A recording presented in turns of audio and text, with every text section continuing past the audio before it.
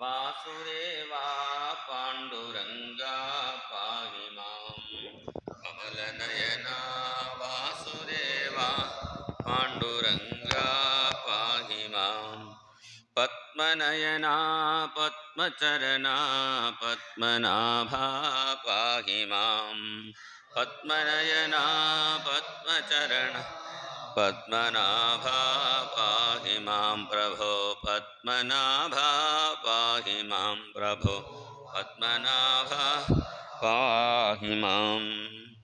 സർവത്ര ഗോവിന്ദനാമസങ്കീർത്തനം ഗോവിന്ദ ഗോവിന്ദ. ജയ് ബോൾ സദ്ഗുരു മഹാരാജ് കി ജയ്. നമോ നമഃ. പ്രേമിക പാദുകാഭ്യാം. വ്യാസാചാര്യൻ വേദങ്ങൾ നാലായിട്ട് വീതിച്ചു കൊടുത്തു. പക്ഷേ വേദത്തിൻ്റെ അർത്ഥം എന്താണ് വേദം പഠിക്കുന്ന ആൾക്ക് പോലും ഇപ്പോൾ മനസ്സിലാവുന്നില്ല. ഞാനൊക്കെ വേദം പഠിച്ച ആളാണ്. 8 കൊല്ലം വേദം പഠിച്ചു. ഇന്ന് 12, 16 കൊല്ലം വേദം പഠിക്കുന്ന ആൾക്കാരുണ്ട്. പിന്നെ അതിനുശേഷം വേദ അർത്ഥം പഠിക്കാൻ വേണമെങ്കിൽ അതിന് ഒരു 4 കൊല്ലം മെനക്കണം. കാരണം വേദം സംസ്കൃതമായാലും വേദകാലത്തിൻ്റെ സംസ്കൃതവും ഇപ്പോൾ സംസാരിക്കുന്ന സംസ്കൃതത്തിൻ്റെ വ്യത്യാസമുണ്ട്. പഴയ തമിഴും ഇപ്പോൾ തമിഴ് സംസാരിക്കുന്നവരുടെ വലിയ വ്യത്യാസമുണ്ട്. അതുപോലെ മലയാളത്തിൽ അത്ര വ്യത്യാസം ഉണ്ടാവില്ല തോന്നണു. ഇപ്പോൾ കിളിപ്പാട്ട് എഴുത്തച്ഛൻ എഴുതിയപ്പോൾ അത് ഇപ്പോൾ വായിച്ചാൽ നിങ്ങൾക്ക് മനസ്സിലാവുമെന്ന് വിചാരിക്കുന്നു. ചില ഇപ്പോഴത്തെ കുട്ടികൾക്ക് മനസ്സിലാവുമോ സംശയം. അങ്ങനെ ഭാഷയുടെ വ്യത്യാസം കാലം കൊണ്ട് മാറിപ്പോകുന്നു. അപ്പോൾ സാധാരണക്കാർക്കും അത് മനസ്സിലാവാൻ വേണ്ടിയാണ് 5ാമത്തെ വേദമായിട്ട് ഭാരതം എഴുതി അദ്ദേഹം. പിന്നെ വ്യാസൻ വിചാരിച്ചു വേദത്തിനെ ഒന്ന് ചുരുക്കി എല്ലാവർക്കും മനസ്സിലാവുന്ന വിധത്തിൽ പറയാൻ വിചാരിച്ചിട്ടാണ് ബ്രഹ്മസൂത്രം എന്ന് എഴുതി. ബ്രഹ്മ പറഞ്ഞാൽ വേദം, സൂത്രം പറഞ്ഞാൽ കയറ്. എങ്ങനെ പല മണികളെ കയറ് കോക്കുന്നതുപോലെ വേദാർത്ഥങ്ങളെ ചുരുക്കി എഴുതിയതാണ് ബ്രഹ്മസൂത്രം.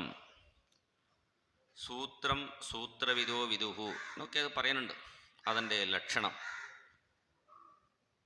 ആ ബ്രഹ്മസൂത്രത്തിന് വ്യാഖ്യാനം ചെയ്തു ആദിശങ്കരാചാര്യൻ.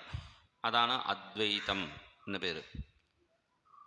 പിന്നെ കുറച്ച് കാലം കഴിഞ്ഞപ്പോൾ മധ്വാചാര്യൻ വ്യാഖ്യാനം ചെയ്തു ദ്വൈതം. പിന്നെ രാമാനുജാചാര്യൻ വിശിഷ്ട അദ്വൈതം.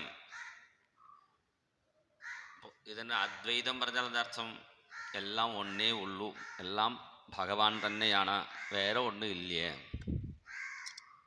ഇപ്പോൾ ദ്വൈതം പറയുമ്പോൾ എന്തായി? 2ആയി.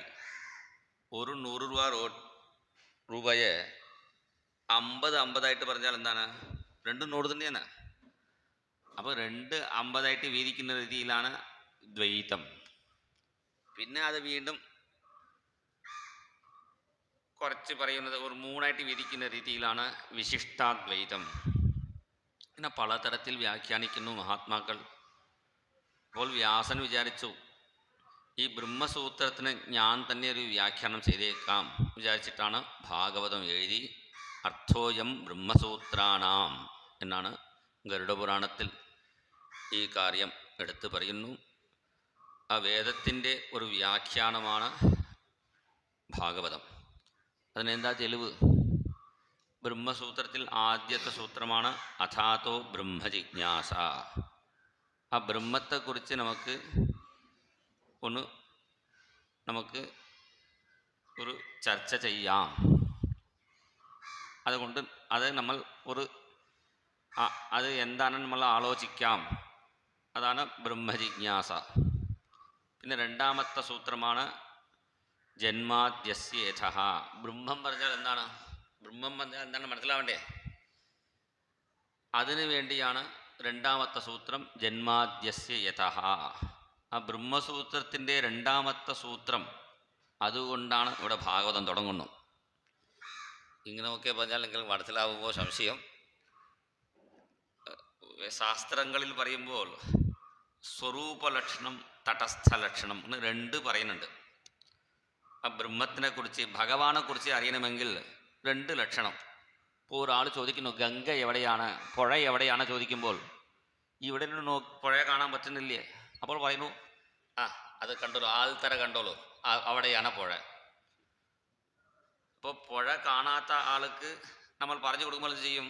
ആദ്യം ആൾത്തറ കാണിച്ചു കൊടുക്കും, അത് പിടിച്ചോളൂ, അതിൻ്റെ ചോട്ടിലാണ് പുഴ. അതുപോലെയാണ് ഭഗവാൻ ആരാണ് ചോദിക്കുമ്പോൾ ഇവിടെ വേദം പറഞ്ഞു കൊടുക്കുന്നു ജന്മാദ്യസ്യ യതഃ.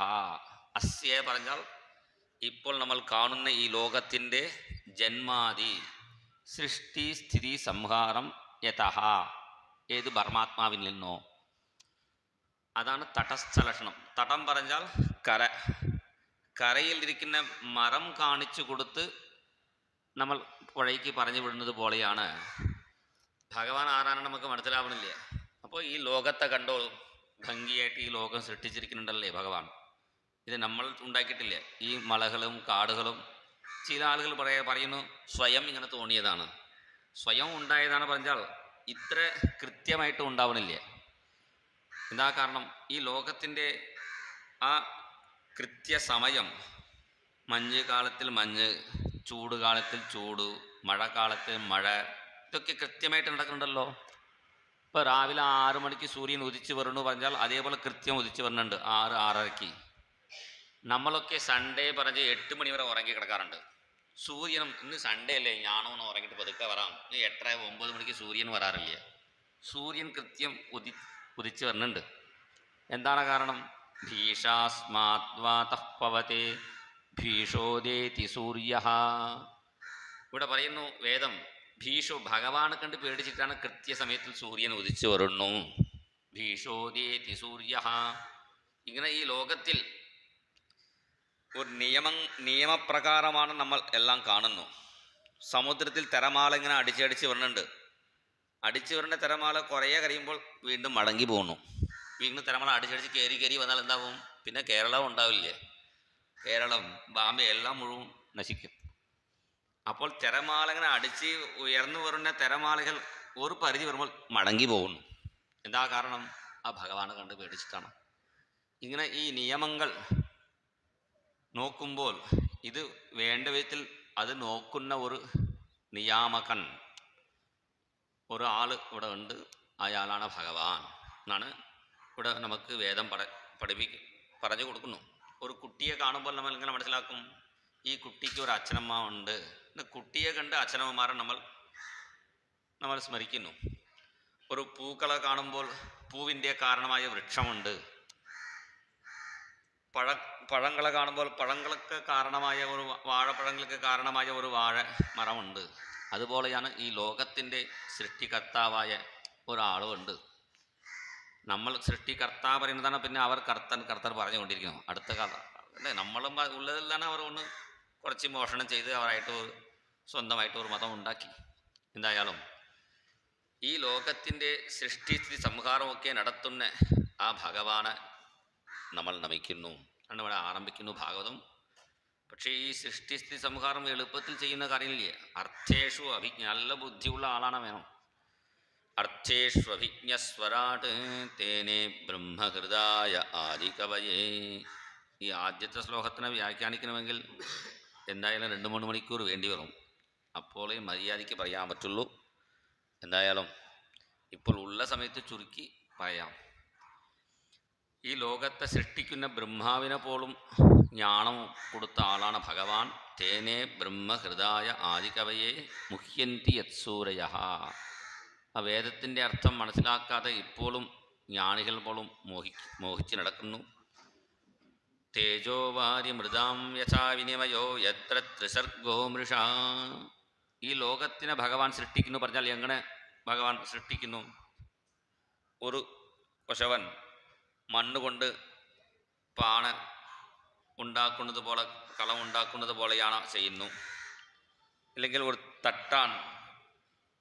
തട്ടാൻ സുവർണം കൊണ്ട് ആഭരണങ്ങൾ ചെയ്യുന്ന രീതിയിലാണ്. എങ്ങനെയാണ് ഭഗവാൻ ഈ ലോകം സൃഷ്ടിക്കുന്നു ചോദിച്ചാൽ ഭഗവാൻ അങ്ങനെ ഒരു സാധനം കൊണ്ടുവന്ന് ചെയ്യാറില്ല. എത്ര ത്രിസർഗോ മൃഷ, ഭഗവാൻ സാധാരണക്കാർക്ക് കാണുന്ന രീതിയിൽ ആത്മാനഗ് സ്വയം അകുരുത, തന്നെ തന്നെ ലോകമായിട്ട് കാണിച്ചു തരണം. ഇത് പറഞ്ഞാൽ നമുക്ക് എങ്ങനെ മനസ്സിലാവും? രാമായണത്തിൽ മാരീച്ചൻ വരുന്നുണ്ട് സീതയുടെ അടുത്ത്. വരുമ്പോൾ മാനിൻ്റെ വേഷം കെട്ടി വരുന്നു. പക്ഷേ മാനിൻ്റെ വേഷം പറഞ്ഞാൽ ഇപ്പോൾ കുട്ടികളൊക്കെ സ്കൂളിൽ പോകുമ്പോൾ വേഷം കെട്ടി ഒരു ചിലരുണ്ടല്ലോ, ഒരു മാൻകുട്ടിയെ പോലെ ഒരു മാനത്തോൾ പോർത്തി അങ്ങനെ വേഷം കെട്ടി ഒരു കുട്ടികൾ പോകുന്നത് പോലെ വന്നിട്ടില്ലേ മാരീച്ചൻ. മാരീച്ചൻ രാക്ഷസനായി ഇരിക്കുമ്പോൾ തന്നെയാണ് സീത നോക്കുമ്പോൾ മാനായിട്ട് കാണുന്നു. അതേ സമയത്തിൽ ലക്ഷ്മണൻ നോക്കുമ്പോൾ ലക്ഷ്മണൻ പറയുന്നു, ജ്യേഷ്ഠ ഇത് മാനില്ല മാരീച്ചനാണെന്ന്. ലക്ഷ്മണൻ കാണുമ്പോൾ അവിടെ മാരീച്ചനെ കാണുന്നു, സീത കാണുമ്പോൾ മാനിനെ കാണുന്നു. എന്താ കാരണം? അജ്ഞാനികളായ ആളുകൾക്ക് ഈ ലോകം കാണുന്നു, ലക്ഷ്മണനെ പോലെ ജ്ഞാനികൾക്ക് ശരിയായ ആ മാരീച്ചനെ കൃത്യമായിട്ട് കാണാൻ സാധിച്ചു. അതുപോലെയാണ് ഇവിടെ എത്ര ത്രിസർഗോ മൃഷ. പ്രഹ്ലാദൻ കണ്ടപ്പോൾ നരസിംഹ ഭഗവാനെ കണ്ടു, ഹിരണ്യകശിപു കണ്ടപ്പോൾ തൂണിനെയാണ് കണ്ടു. അവിടെ തൂണ് ഉണ്ടായിരുന്നുവോ നരസിംഹം ഉണ്ടായിരുന്നുവോ ചോദിച്ചാൽ നരസിംഹമാണ് ഉണ്ടായിരുന്നു. പക്ഷേ ഹിരണ്യകശിപു കണ്ടപ്പോൾ തൂണ് മാത്രമേ കണ്ടിട്ടുള്ളൂ. അല്ല, പ്രഹ്ലാദൻ കണ്ടപ്പോൾ നരസിംഹനെ കണ്ടു. അപ്പോൾ ഇപ്പോൾ ആർക്കാണ് കുഴപ്പം? ഹിരണ്യകശിപുവിൻ്റെ കണ്ണിനാണ് കുഴപ്പം. ഹിരണ്യകശിപുക്ക് അജ്ഞാനം, ഈ അജ്ഞാനമാവുന്ന തിമിരം ബാധിച്ചു. ആ തിമിരം മാറാൻ വേണ്ടി ഒരു മഷി ഇട്ടാൽ മതി. അത് എന്താണ് മഷി? ഗുരുകൃപ. ഗുരുകൃപ അഞ്ജന പായോ മേരെ ഭായി രാമ ബിനാ കച്ചു देखत नाही. गुरुकृपा अंजन पायो मेरे भाई राम बिना कछु देखत नाही. अंदर राम बाहर राम जहान देखे वहाँ राजा ही राम. गुरु कृपा अंजन पायो मेरे भाई राम बिना कछु देखत नाही. जागत राम सोवत राम जागत राम सोवत राम. सपन में देखत राजा ही राम. कहत कबीरा अनुभवनी का जहान देखे वहाँ राम सरीखा. गुरु कृपा अंजन പായോ മേരെ ഭായി. കബീർദാസൻ പേരുള്ള മഹാത്മാവ് പറയുന്നു, ഞാൻ സാധാരണ ആളായിരുന്നു. ഒരു ഗുരു കൃപയാകുന്ന ഒരു മഷി കണ്ണിൽ തേച്ചപ്പോൾ ഈ അജ്ഞാനമാകുന്ന തിമിരം മാറി. ഞാൻ എവിടെ കണ്ടാലും അന്തരരാമ ബാഹരരാമ, എൻ്റെ ഉള്ളിലും പുറത്തും സ്വപ്നത്തിലും ഉറക്കത്തിലും മിഴിച്ചിരിക്കുന്ന സമയത്തിലും എല്ലാ സമയത്തിലും ഞാൻ രാമനെ കാണുന്നു. അപ്പോൾ നമുക്കങ്ങനെ കാണാൻ സാധിക്കാത്ത കാരണം നമുക്ക് അത്രയും നല്ല ഒരു ജ്ഞാനിയാകുന്ന ഗുരു കൃപ കിട്ടിയിട്ടില്ല. അതാണ് ഇവിടെ പറയുന്നു, എത്ര ത്രിസർഗോ മൃഷ. ഈ സൃഷ്ടിസ്ഥിതി സംഹാരം ഈ ലോകങ്ങളൊക്കെ മിഥ്യയാണ്, യഥാർത്ഥ സത്യമില്ല. സത്യമായിട്ടിരിക്കുന്നത് ആ പരമാത്മാവ് കൊണ്ട് തന്നെയാണ്. അങ്ങനെ ആ പരമാത്മാവിനെ കാണണമെങ്കിൽ അജ്ഞാനമാകുന്ന ആ തിമിരം മാറിക്കിട്ടണം. ധാംനാസ്വേന സദാ നിരസ്ത കുഹകം സത്യം പരം ധീമഹി. അതിനെന്ത് ചെയ്യണം? ആ സത്യസ്വരൂപമായ ഭഗവാനെ ധ്യാനിച്ചിരുന്നാൽ മതി, നമുക്ക് ശരിയായ അജ്ഞാനം ഉണ്ടാവും എന്ന് പറഞ്ഞുകൊണ്ടാണ് ആദ്യത്തെ ശ്ലോകം ഇവിടെ വ്യാസൻ സമർപ്പിക്കുന്നു.